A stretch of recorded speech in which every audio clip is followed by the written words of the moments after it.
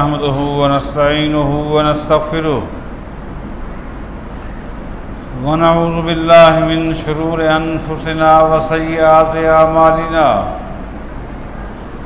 من يهده الله فلا مضل له ومن يضلل فلا هادي له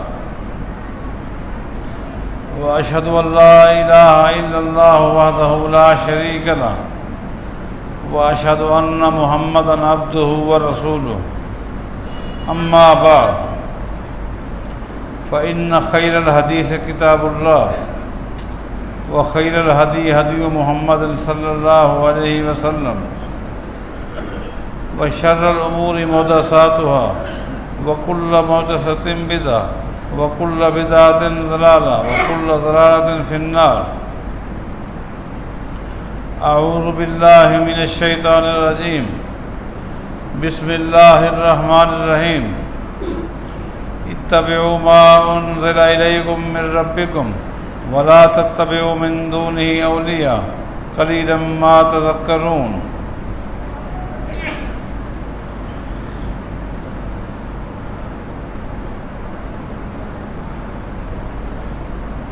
آج کے اس جمعہ کے پہلے خطبے میں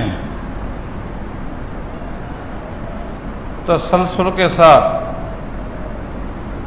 بیان ہونے والے عنوان پہ گفتگو ہوگی اور دوسرے خطبے کے اندر ماہ مقدس رمضان مبارک کے حوالے سے کچھ باتیں ہوں گی انشاءاللہ۔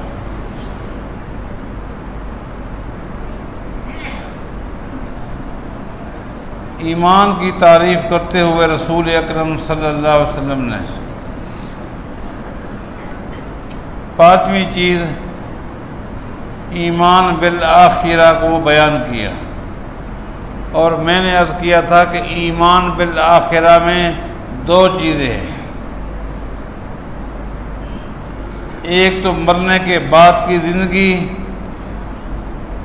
جس کو آپ قبر کی زندگی بھی کہہ سکتے ہیں،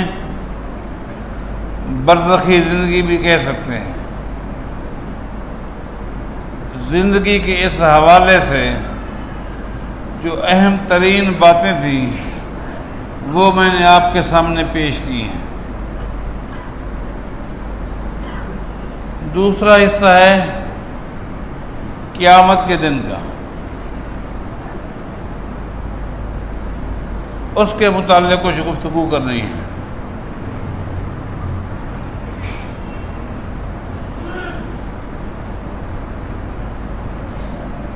یہ بات ذہن نشین کر لیں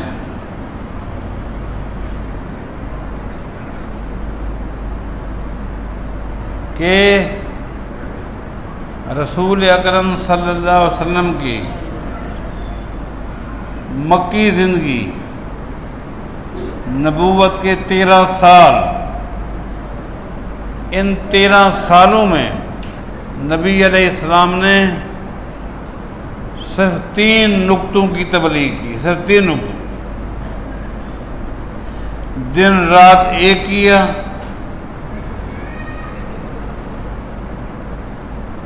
تیرہ سال لگا دیے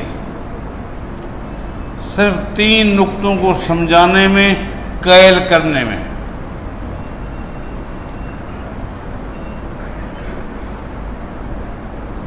جن کی قسمت میں، نصیب میں حق کی قبولیت لکھی تھی، انہوں نے سمجھا، قبول کیا۔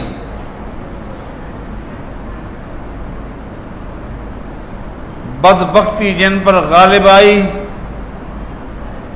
انہوں نے ان تینوں میں سے ایک کو بھی نہ مانا۔ نہ ماننے کے لیے ان کے پاس کوئی دلیل نہیں تھی، کوئی بھی دلیل نہیں تھی۔ جب بھی انہوں نے ان تینوں نقطوں کا انکار کیا، دلیل کے طور پر 2 ہی چیزیں پیش کی۔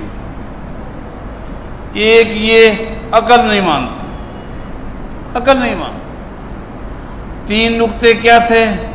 ایک پہلا نقطہ توحید کا، نبی علیہ السلام نے دلائل دیے، قوم کو توحید سمجھانے کی کوشش کی، آگے سے وہ ایک بات کہتے تھے، یہ سارا نظام ایک اللہ کے ہاتھ، اللہ کو مانتے تھے لیکن پورا نظام ایک اللہ کے ہاتھ میں، اور اللہ نے کسی بھی کام میں کسی کو شریک نہیں کیا، یہ عقل نہیں مانتے۔ ان کے لیے معیار عقل تھی، یہ اللہ کی قدرت کا انکار تھا، بس یہ دو چیز، معیار عقل، اللہ کی قدرت کا انکار۔ دوسرا نقطہ جو نبی علیہ السلام نے سمجھانے کی کوشش کی وہ رسالت، وہ بھی کہنے لگے اس بات کو ہماری عقل تسلیم نہیں کرتی، اللہ نے اگر نبی بھیجنا تھا کسی بڑے گھرانے میں سے کسی بڑے آدمی کا انتخاب کرتا، جس کا ایک نام ہو، جس کا ایک رعب ہو، جس کا ایک دبدبہ ہو۔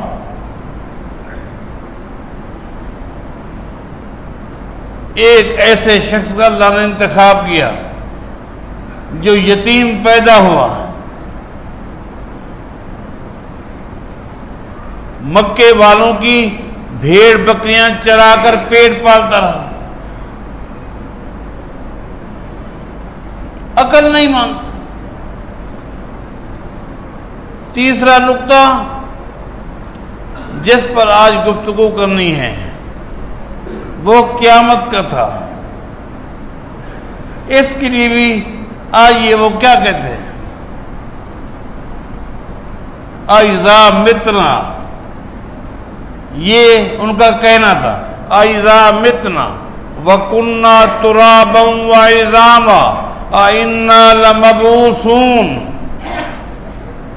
یہ کہتے ہیں کہ جب ہم مر جائیں گے، مٹی ہو جائیں گے، ہڈیاں بوسیدہ ہو جائیں گی، کیا دوبارہ اٹھیں گے؟ عقل نہیں مانتے، اللہ کی قدرت کے منکر۔ اور سنیے، میں ہمیشہ یہ بات کہتا آیا ہوں اور جب تک زندہ رہوں گا کہتا رہوں گا انشاءاللہ، جب بھی کوئی شخص اللہ کو ماننے کے باوجود، میری بات یاد رکھیں، پیغمبر پر ایمان لانے کے باوجود جب بھی کوئی شخص، کوئی قوم، کوئی جماعت گمراہ ہوئی ہے، اس کی گمراہی کی وجہ یہی عقل نہیں مانتی، عقل نہیں مانتی، اللہ کی قدرت کا انکار، عقل معیار۔ قبر کے عذاب کو جو نہیں مانتے، عقل نہیں مانتی، قیامت کے منظر کو جنہوں نے نہیں مانا انہوں نے بھی یہی کہا، عقل نہیں مانتی۔ عقل کو معیار بنانا۔ اور سنیے، جو لوگ دیندار ہوتے ہیں، نمازی ہوتے ہیں، پرہیزگار ہوتے ہیں، لیکن علم کی کمی ہوتی ہے، علم کی کمی ہوتی ہے، علماء سے رابطہ نہیں ہوتا، ان پر بڑی جلدی کے ساتھ یہ لوگ حملہ کرتے ہیں جن کے نزدیک عقل دین ہے، اگلے کو قید کر لیتے ہیں، عقل مانتی، ہاں بات تو صحیح کرو، عقل نہیں مانتی۔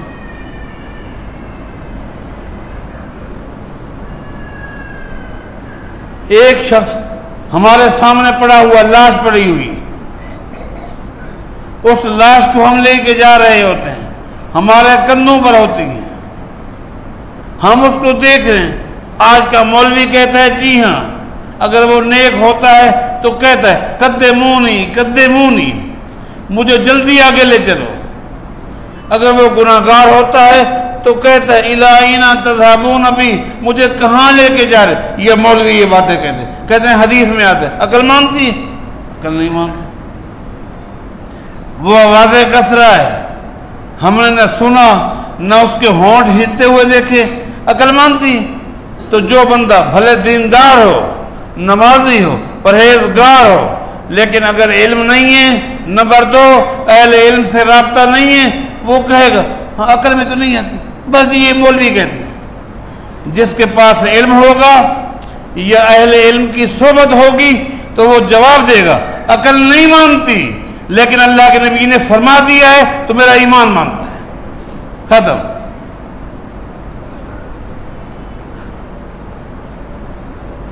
اب آپ یہاں دیکھیں کیا کہا، اَإِذَا مِتْنَا وَكُنَّا تُرَابًا وَعِظَامًا أَإِنَّا لَمَبْعُوثُونَ، جب ہم مر جائیں گے، ہڈیاں گل جائیں گی، سڑ جائیں گی، مٹی ہو جائیں گے، أَإِنَّا لَمَبْعُوثُونَ،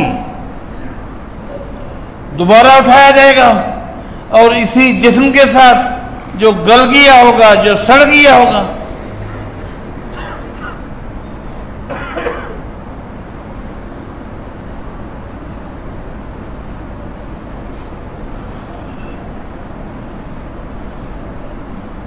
اللہ نے ان لوگوں کو اس لہجے میں جواب دیا جس لہجے کو یہ مانتے تھے۔ مثلا مکے کے کافر عقیدہ رکھتے تھے کہ ہمیں اللہ نے پیدا کیا ہے۔ جب ان سے پوچھا جاتا تمہیں کس نے پیدا کیا، کہتے اللہ نے پیدا کیا۔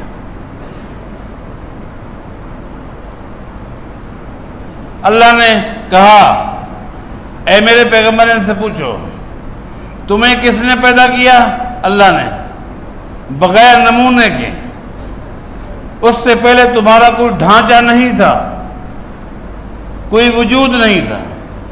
جب اس نے پیدا کیا وہ پیدا کرنا مشکل تھا یا اس ڈھانچے کو دوبارہ لانا مشکل ہے؟ پیدا کیا، تم نے اللہ کو مانا، اب جب مر جاؤ گے، مٹ جاؤ گے، اب کہتے وَضَرَبَ لَنَا مَثَلًا وَنَسِيَ خَلْقًا قَالَ أَنَّىٰ يُحْيِي الْعِظَامَ وَهِيَ رَمِيمٌ قُلْ يُحْيِيهَا الَّذِي أَنشَأَهَا أَوَّلَ مَرَّةٍ۔ اچھا، اللہ نے پہلی مرتبہ پیدا کیا، اس کو یہ مانتے ہیں۔ اب یہ گل سڑ جائیں گے، اب کہتے ہیں یہ کیسے ہو سکتا ہے؟ قُلْ يُحْيِيهَا الَّذِي أَنشَأَهَا أَوَّلَ مَرَّةٍ، ان سے کہہ دو جو بغیر ڈھانچے کے پیدا کر سکتا ہے، اس ڈھانچے کو دوبارہ بھی وہ بنا سکتا ہے۔ اس ڈھانچے کو دوبارہ بنانا اس کے لیے کون سا مشکل ہے؟ اس کے علم میں ایک ہی چیز ہے،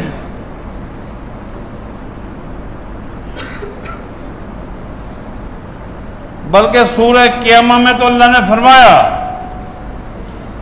ہم جب دوبارہ تمہیں پیدا کریں گے تمہیں اسی اصلی شکل میں پیدا کریں گے، حتیٰ کہ تمہارے ہاتھ کی انگلیوں کے جوڑ، حتیٰ کہ تمہاری ہاتھ کی جو لکیریں جن کو تم بھی نہیں جانتے، انہی لکیروں میں تمہیں دوبارہ اٹھائے گا۔ ہم میں سے کوئی اپنے ہاتھ کی لکیروں کو نہیں سمجھ سکتا۔ ابھی کسی کے آگے پیپر رکھ دیں، پلین پیپر رکھ دیں اور کہیں کہ ہاتھ کو یوں کر لیں، اب آپ اپنے ہاتھ کو یوں بنائیں لیکن لکیروں میں فرق نہ ہو، اسی طرح لکیریں ہوں۔ ایک بندہ اپنے ہاتھ کی لکیریں نہیں بنا سکتا، لیکن اللہ نے فرمایا قیامت دن جب میں اٹھاؤں گا تمہارے ہاتھ کی لکیریں بھی اسی طرح ہوں گی جس طرح دنیا میں۔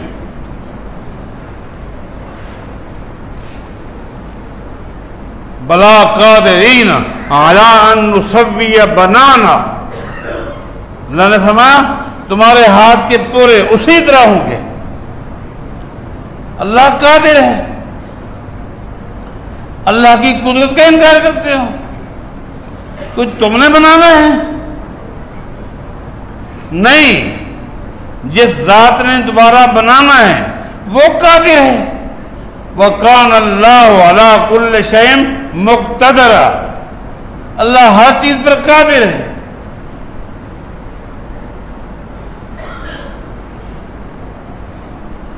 دوسرا، جب ان سے پوچھا جاتا ان زمینوں کا خالق کون، آسمانوں کا خالق کون، تو کہتے اللہ۔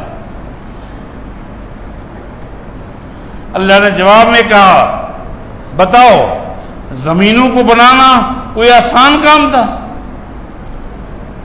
آسمانوں کو بنانا کوئی آسان کام تھا؟ جب تم جانتے ہو، تمہارا عقیدہ ہے زمینوں کو اللہ نے بنایا، آسمانوں کو اللہ نے بنایا۔ وَلَمْ يَعْيَ بِخَلْقِهِنَّ، وَلَمْ يَعْيَ بِخَلْقِهِنَّ، یہ قرآن ہے۔ اور اللہ تعالیٰ نے زمین و آسمانوں کو بنایا اور کچھ تھکاوٹ بھی محسوس نہیں ہوئی۔ بِقَادِرٍ عَلَىٰ يَخْلِقَ الْمَوْتَىٰ، وہ ذات جس نے زمین آسمان کو بنایا، تھکاوٹ نہ ہوئی، وہ تمہیں بھی دوبارہ بنا سکتا ہے۔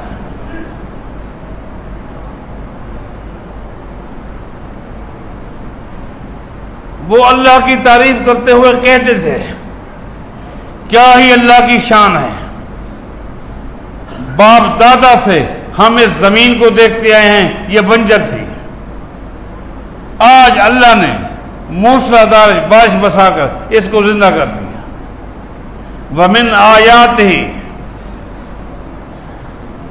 آیاتِهِ أَنَّكَ تَرَى الْأَرْضَ خَاشِعَةً فَإِذَا أَنزَلْنَا عَلَيْهَا الْمَاءَ اهْتَزَّتْ وَرَبَتْ، اللہ کا قرآن کہتا ہے یہ زمین بنجر تھی، یہ زمین مردہ تھی۔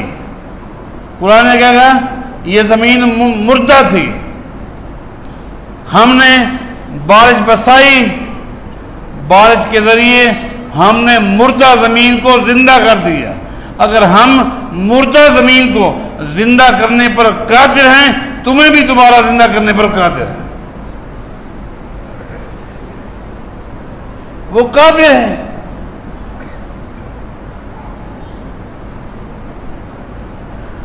ایک ہی وقت میں دنیا میں اربوں لوگ رہتے، اربوں،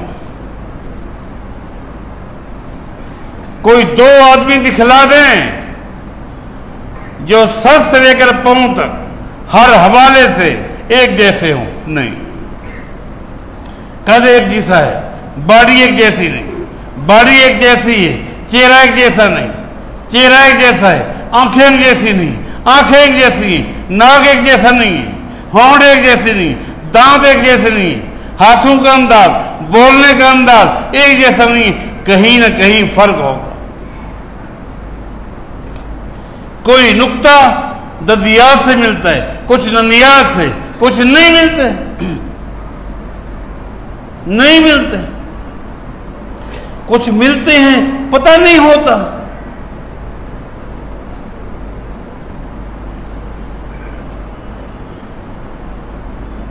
نبی علیہ السلام مسجد نبی میں بیٹھے ہنس رہے ہیں، بڑے خوش ہیں۔ آنے والے نے پوچھا اس قدر آپ خوش ہیں؟ فرمایا جی ہاں، یہ دو آدمی جو سوئے ہوئے ہیں، اوپر ایک ہی چادر ہے، مسجد نبی میں سوئے ہوئے ہیں، اوپر ایک ہی چادر تھی۔ فرمایا کہ ان میں سے ایک باپ ہے، ایک بیٹا ہے، آج تک دنیا اس بچے کے بارے شک کرتی رہی کہ کسی بھی حوالے سے باپ کی مشابہت کی تو کوئی شکل ہی نہیں، کسی بھی حوالے سے۔ ابھی یہ سوئے ہوئے ہیں، ابھی تمہارے آنے سے تھوڑی دیر پہلے میرے پاس ایک کھوجی آیا تھا۔ کھوجی جانتے ہو؟ جو چور پکڑتا ہے، پاؤں کے نشانات دے کر نا، کھوجی، وہ کہتا ہے کہ یہ پاؤں اسی کا ہے جس نے چوری کی ہے۔ کھوجی آیا تھا، اس نے دیکھا کہ دو آدمی سوئے ہوئے ہیں اور دونوں کے پاؤں ننگے ہیں۔ تو نبی علیہ السلام سے آ کر کہنے لگا حضرت یہ جو دو آدمی سوئے ہوئے ہیں یہ بھائی ہیں؟ اب ہمیں کیسے؟ فرمایا ان کی دونوں کی انگلیاں جیسی ہیں۔ اللہ کے نبی خوش ہو گئے، چلو یہ شک بھی دور ہو گیا۔ جو لوگ خام خواہ اس صحابی پر الزام لگاتے تھے، کھوجی نے بتا دیا ان کے پاؤں کی بناوٹ ایک جیسی ہے۔ کہنے کا مطلب یہ تھا میرے دوستوں، میرے بھائیوں، اللہ کا نظام دیکھیں، اربوں مخلوق، لیکن اللہ کی قدرت یہ ہے، اللہ کے علم میں ایک ایک چیز ہے۔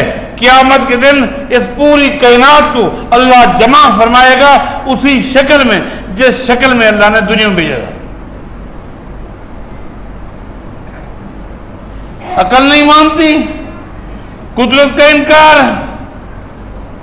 ایمان بالغیب اسی چیز کا نام ہے کہ عقل نہ مانے، عقل نہ مانے، ذہن قبول نہ کرے۔ جب وہ بات قرآن میں آ جائے، حدیث میں آ جائے، اس پر ایمان، یہی ایمان بالآخرہ ہے، ایمان بالغیب ہے۔ قیامت کے حوالے سے اب یہ گفتگو شروع ہو رہی ہے، بڑا حساس ترین پہلو ہے۔ ایمان مکمل ہوتا ہی نہیں جب ایمان بالآخرہ نہ ہو۔ قیامت کے دن انسان کا کھڑا ہونا، قبروں سے باہر آنا، اور یہ ایک پوری تفصیل ہے جو ماہ رمضان کے بعد انشاءاللہ اسی ٹاپک کو ہم شروع کریں گے۔ یہی روک کر آخرت کے حوالے سے جو حساس ترین پہلو ہیں وہ آپ کے سامنے انشاءاللہ رکھوں گا۔ اب یہ مبارک مہینہ سر پر ہے، اس حوالے سے بھی کچھ گفتگو اہل علم کی آپ سنتے رہیں گے۔ اللہ تعالی ہم سب کو عقیدے کی اور عمل کی سلامتی نصیب فرمائے۔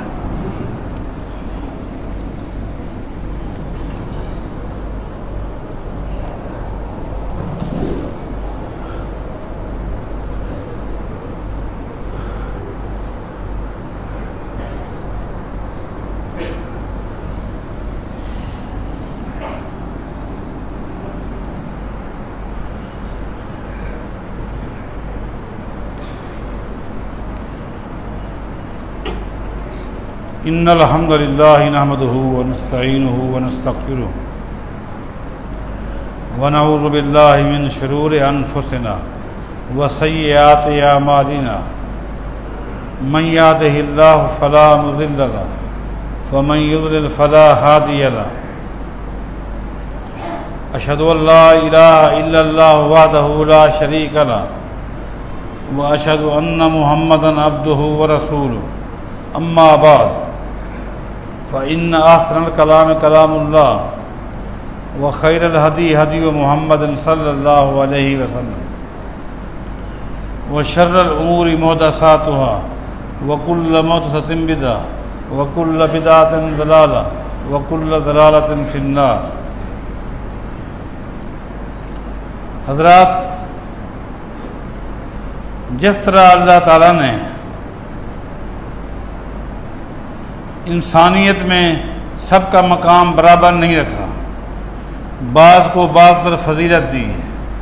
فرشتے مقام میں برابر نہیں ہیں، جنات میں بھی یہی معاملہ ہے، باقی مخلوقات میں بھی یہی ہے، ایام میں، دنوں میں، مہینوں میں۔ تو اسی طرح رمضان مبارک کو بھی اللہ نے ایک مقام دیا ہے، اس کا کوئی انکار کر ہی نہیں سکتا۔ اب آپ دیکھیں، نبی علیہ السلام کے بارے آتا ہے پورا سال قرآن کریم کی تلاوت فرماتے تھے، آپ کا معمول تھا۔ لیکن جب رمضان کا مہینہ آتا تو نبی علیہ السلام رمضان میں قرآن کریم کی تلاوت نہیں فرماتے تھے، بلکہ جبریل روزانہ آتا اور قرآن کا دور ہوتا تھا۔ قرآن کریم کا دور کا مطلب یہ ہے جتنا قرآن نازل ہو چکا ہوتا نبی علیہ السلام جبریل کو سناتے، جبریل محمد مصطفیٰ کو سناتے۔ جس طرح دو حافظ بیٹھ جاتے ہیں نا جی، ایک حافظ دوسرے کا سنتا ہے، وہ اس کا سنتا ہے۔ تو یہ دور میرے پیغمبر جبریل کے ساتھ فرماتے ہیں۔ غور کریں، دور کرنے والے، آ کر دور کرنے والے، تمام فرشتوں کے سردار، جس کے ساتھ دور کر رہے ہیں وہ پوری کائنات کے امام، جس مہینے میں وہ تمام مہینوں کا سردار۔ اس مہینے کی ایک فضیلت تو ہے، اس کا کون انکار کر سکتا ہے؟ حدیث میں آتا ہے پورا سال نبی علیہ السلام صدقہ خیرات کرتے ہیں، صدقہ خیرات کرتے پورا سال، غریبوں کے ساتھ، مسکینوں کے ساتھ، یتامہ کے ساتھ، مستحقین کے ساتھ، مسافروں کے ساتھ، پورا سال آپ کی ہمدردیاں ہوتی ہیں، حدیث میں آتی ہیں۔ لیکن صحیح بخاری میں آتا ہے جب رمضان آتا تو پھر نبی علیہ السلام کی سخاوت اس طرح ہوتی جس طرح موسلادھار آندھی ہوتی ہے۔ اللہ، موسلادھار تیز آندھی کی طرح، تیز آندھی کی طرح نبی علیہ السلام سخاوت کرتے رمضان میں۔ یہ تیز آندھی کی طرح سخاوت میرے پیغمبر کے لیے کسی اور مہینے کے لیے حدیث میں نہیں آیا سوائے رمضان کے۔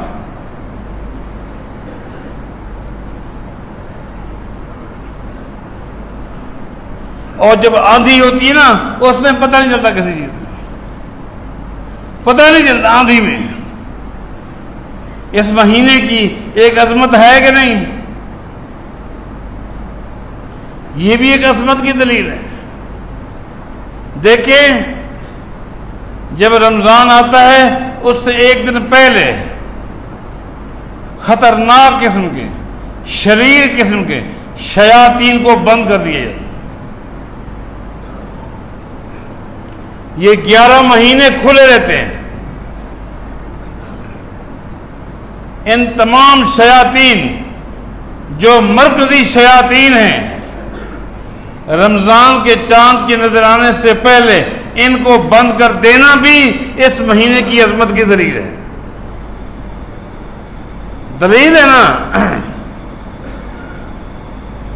یہ دلائل دے رہا ہوں اس مہینے کی عظمت کے۔ آپ دیکھیں 12 مہینے سب کی شان ہے، سب کا مقام ہے، لیکن نبی علیہ السلام کا فرمان ہے بوئدہ، چوٹی کا بد نصیب وہ انسان ہے، چوٹی کا بد نصیب اور بدبخت وہ انسان ہے۔ کون؟ فرمایا جو رمضان کا مہینہ بھی پالے اور پھر بھی اللہ کو منا کر اللہ کی رحمت کا مستحق نہ بنے۔ لفظ رمضان کا مہینہ، حالانکہ بندہ اللہ کو کسی وقت بھی معاف کرا سکتا ہے۔ 12 مہینے اللہ کی رحمت کے دروازے کھلے ہیں، آؤ آؤ۔ لیکن اس مہینے کی فضیلت ہے کہ نہیں کہ بد نصیب ہے، بدبخت ہے وہ شخص۔ کون؟ جو رمضان کا مہینہ پائے اور پھر بھی اللہ کو نہ منائے، پھر بھی اللہ کی رحمت کا مستحق نہ بنے، پھر بھی اللہ کی ناراضگی سے اپنے آپ کو نہ بچائے، بدبخت ہے۔ یہ حدیث بھی اس بات کی دلیل ہے کہ اس مہینے کی ایک عظمت ہے۔ حضرات، میں نے تو جتنی بھی نیکیاں دیکھی ہیں سب کی عظمت ہے، سب کی ایک شان ہے۔ نماز کا مقام کوئی کم ہے، حج کا مقام کوئی کم ہے، زکوٰۃ کا مقام کوئی کم ہے، سب کا مقام ہے، کسی کا انکار نہیں کیا جا سکتا۔ لیکن پیریڈ کے لحاظ سے لمبے پیریڈ والی نیکی یہ روزہ ہے. نماز کا پیریڈ 20 منٹ 25 منٹ آدھا گھنٹہ. حج کے مخصوص اور آرام، سکون، راحت، چین، عمل ایک کر لیا پھر وقفہ، پھر دوسرا عمل کر لیا پھر وقفہ.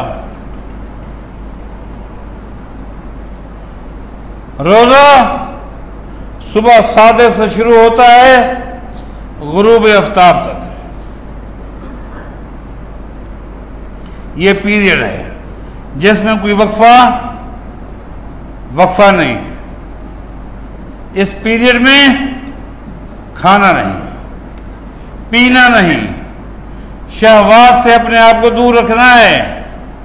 اور حضرات آپ غور کریں، ہم سب غور کریں، یہ تینوں چیزیں جس سے شریعت نے منع کیا وہ تینوں کام حلال ہیں، حرام نہیں ہیں.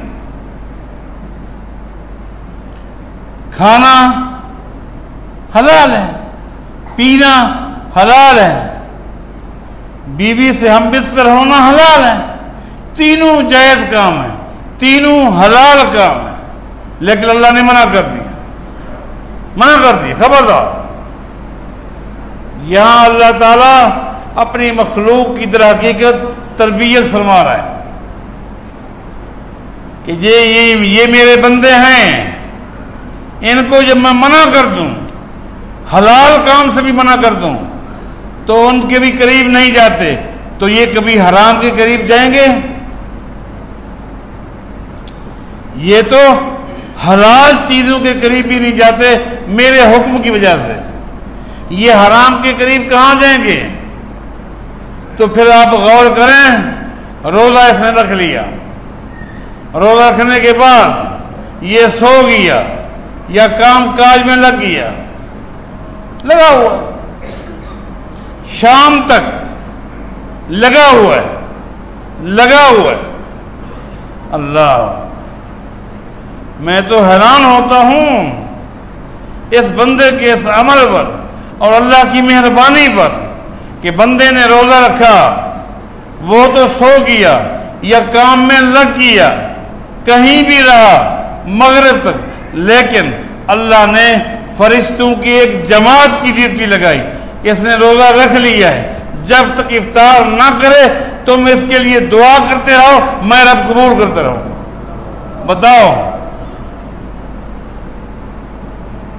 بتاؤ یہ روزہ ہے، اس مہینے کی فضیلت کیوں نہ ہو؟ اس کی دن کی کیفیت یہ ہوتی ہے 11 مہینے بڑی مشکل سے فرض نماز پڑھنے والا آج تراویح کے لیے کھڑا ہوا. سبحان اللہ، تراویح کے لیے، جس کو آپ تہجد بھی کہتے ہیں، صلاۃ اللیل بھی کہتے ہیں، قیام اللیل بھی کہتے ہیں. محدثین کی اصطلاح میں اسی کو تراویح کہتے ہیں. اس عمل کو آپ نے معمولی سمجھا؟ اس عمل کو معمولی سمجھتے ہو؟ یہ ساری برکات رمضان کی ہیں. قیامت کے دن ہوگا، ان رات کے قیام کرنے والوں کو یہ مقام ملے گا. اللہ فرمائے گا این الذین تتجافی جنوبہم عن المضاجع یدعون ربہم خوفا وطمعا. تہجد پڑھنے والے، تراویح پڑھنے والے، قیام اللیل کرنے والے کہاں ہیں؟ فیقومون وہم قلیل. حدیث میں آتا ہے قیامت کے دن جو لوگ ہوں گے ان میں چند آدمی ہوں گے، ان کے مقابلے میں چند ہوں گے. وہ بھائی تہجد پڑھنے والے کم ہوتے ہیں یا زیادہ؟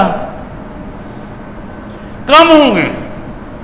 جو 12 مہینے قیام کرتے ہیں، تہجد پڑھتے ہیں، اسی تہجد کو رمضان میں تراویح کی شکل میں ادا کرتے ہیں، تعداد کم ہوگی.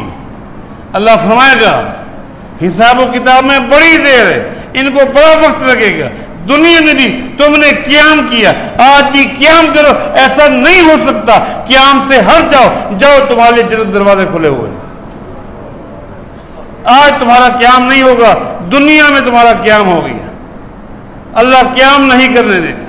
اور حدیث میں آتا ہے جب یہ تراویح پڑھنے والے اور باقی 11 مہینے میں اسی کو تہجد کی شکل میں ادا کرنے والے جنت میں جمع ہو جائیں گے, باقی لوگ جب آئیں گے وقفے کے بعد جنت میں, وہ یہ سمجھیں گے ہم پہلا گروپ جا رہے ہیں, آگے جائیں گے, آگے لوگ ہوں گے, اوہو تم ہم سے پہلے آ گئے. جی ہاں, تم قیامت کے میدان میں نہیں آئے تھے. آگے سے کیا جواب دیں گے؟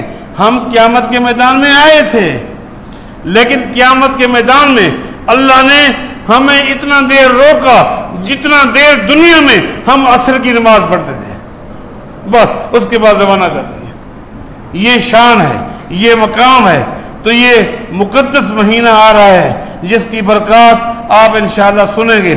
اللہ تعالیٰ اس مہینے کا کما حق ہو ادائیگی اور دن اور رات کی عبادات اللہ کی رضا حاصل کرنے کی توفیق عطا فرمائے. اقول قولی ھذا واستغفر